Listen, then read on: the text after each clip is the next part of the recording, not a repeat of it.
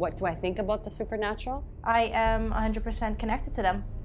I didn't used to believe, and then I moved here. I think the supernatural is good for production value, but there's no proof that it actually exists. The supernatural is possible. I think people just fabricate it from memories that they've had earlier in their childhood. You as a person would be ignorant to dispute the fact that they are a real thing. Most of it's just can be easily proven by science. Most of it's just fake. You know, there's negative and positive. There's evil and there's good.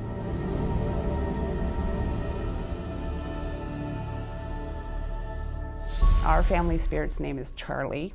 Charlie was a farmhand from when my mom was a little girl and they lived on a farm.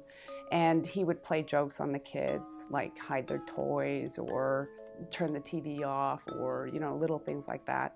My opinion on what she said was that she had good intentions, and I think what she said was very interesting, but to me it felt almost like a story. So when I was a kid and my toy went missing, my mom would always say, "Oh, Charlie must have it."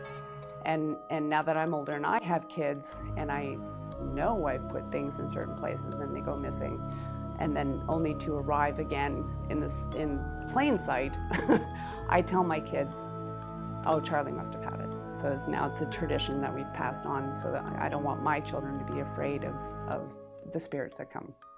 I think she had an interesting opinion. I think one of the things that she said was that it was kind of a tradition that her family passed on. So I think it's almost like a gimmick or a fun little thing that her family does versus truly understanding that there's a spiritual being that might be taking their stuff. So I think it's cute, and I think it's just like, I think over time it just kind of got brushed onto being one of those fun things that people talk about, but I don't think it is true. I'm not frightened by them. I believe that they are confused. I believe that any supernatural things that happen is their only way of communicating.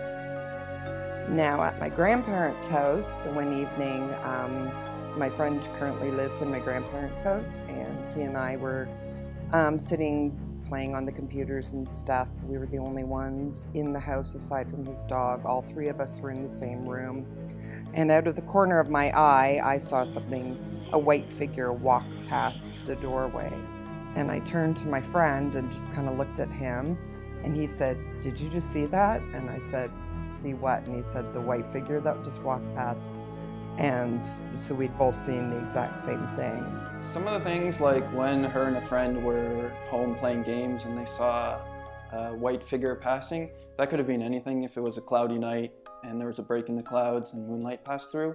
There's been another person seen just recently in the last 2 years in another doorway. When my son was an infant, he used to sit at the bottom of the stairs. This was before I knew about the person that had been seen on the landing, and he used to wave up the stairs and smile as if somebody was there when there didn't appear to be anybody there. Some of the other things, such as her children seeing stuff at the top of the stairs, probably their imagination. There's no actual proof that any of it actually happened. I don't think the spirit was harmful because I believe that it was a member of our family. Their theory is that it's one of our family members, and he's just kind of going in between the households. When I was fairly young, I'm gonna say I was maybe 8 years old, maybe 7 to 8, in and around. And I have a twin sister, so when we were younger, we used to share a bedroom and we used to sleep in the same bed. And every night I would have this dream where this cat was playing with my feet.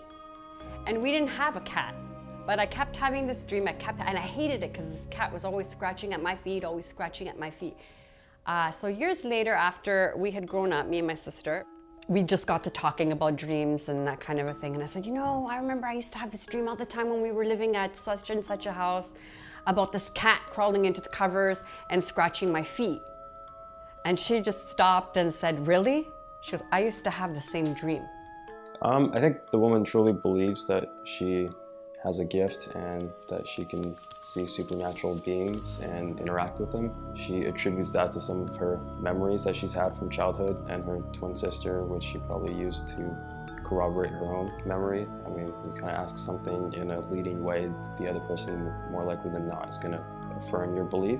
So I know, yes, we're twins, but I don't think that that was a dream that we were sharing. I think it was something happening, because that house, we had a lot of paranormal activity in the house. So I think that's been kind of ingrained in her from when she was born. And I think she believes it. I don't think it's factual. So For somebody to say, no, I don't believe in it, okay, that's your opinion, that's great. And again, an opinion is never based on fact, but there are facts. Your spirit is made of energy, so it's an eternal thing. So do you believe it goes to heaven? I would hope so, but sometimes that doesn't happen. So something that is eternal can't just die. I feel like after we die, we hang around our body for a little bit, have our family say goodbye, and then we either move on or we don't, depending on if we get stuck or if we die in an awful way. I think people have an emotional attachment to ghosts just because it gives them the opportunity to hold on when they're refusing to let go. When people lose someone that's really important to them or influential in their lives, I think it's really difficult to admit that they're truly gone and that they may never get to see them again. So I think believing in ghosts or just the idea that they're always with you or around you is really just a coping mechanism for most people. Yeah, who doesn't want to see a ghost? Yeah, who doesn't want to see the spirit of their dead relative? But from what I know of everything, if I saw my grandmother standing in front of me, I would definitely hands down know that's not her. Because as a Catholic, we believe that when you die, the soul goes to heaven. But then at the end of the day, when you're sitting in a dark room at home by yourself and something happens, you don't want to see it. I think if you were looking for ghosts or using Ouija boards or anything like that, that you are asking for trouble. I've saw enough scary horror movies in my youth to prevent me from doing that. I've not tried contacting a spirit, and I don't think it's possible because they don't exist. You could argue that a regular person doesn't have the ability to do it, and that people should go see psychics. However, there's still no proof that they have any ability to do it better than the average person. So like a psychic, a spiritualist, and a clairvoyant is somebody who is in tune with themselves and other people spiritually. People will come and see me for, negative spirits, how to remove them, how to cleanse them. Either it's something they could do on their own or if it's something that I could do for them. And then a lot of times people will need it removed professionally, whether through me or anybody else. And basically I'll guide them step by step what I'm going to be doing for them, how I'm going to be doing the process, what they're going to be feeling, because I connect with the spirits. And as I'm pulling spirits, like evil spirits, out of people or away from people, you will literally feel it. I have seen several psychics. Usually they're just out for a quick buck. I do believe that there are people out there that have a gift. I just don't think that I actually met with any of them. I have never been to a psychic. I do think it'd be interesting to go see one, although I would be very, very skeptical. I think it would take a lot to change my mind. My opinion of the industry is that it's mostly charlatans.